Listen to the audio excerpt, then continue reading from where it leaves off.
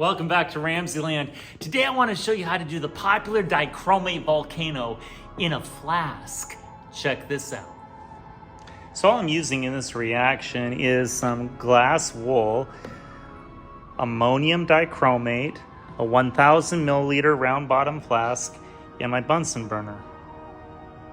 Begin by measuring 5 grams of ammonium dichromate. Next, use a tall funnel to direct your pile of ammonium dichromate to the center of your round bottom flask.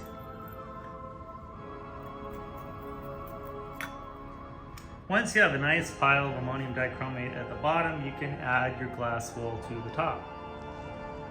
This tends to be a really messy demonstration, but by adding a little bit of glass wool to the top, although it's not airtight, it keeps a lot of the particles inside. Okay, now we're ready to heat our ammonium dichromate. Check out this cool reaction.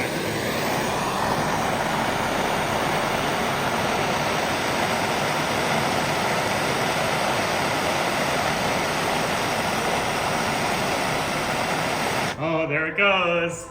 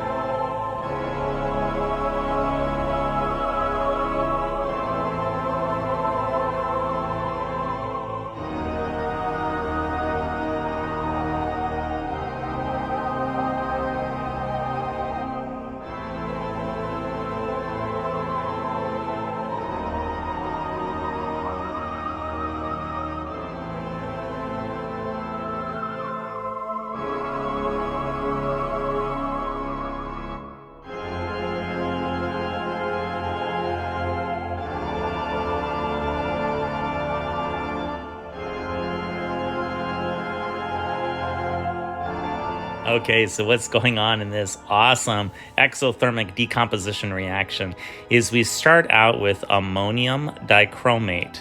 And as you heat that up, it begins to decompose into nitrogen gas, that's the N2, and water vapor, that's the H2O. And the other product is chromium-3 oxide, that's the Cr2O3. It's also known as chromic oxide and often appears as a green powder. Chromic oxide has a lot of uses. It's used in the industrial industry for welding. It's used to dye polymers. It's used to color glass. It's used for polishing stainless steel. You can make it into a slurry and actually sharpen knives with chromic oxide. This is also an example of reduction oxidation.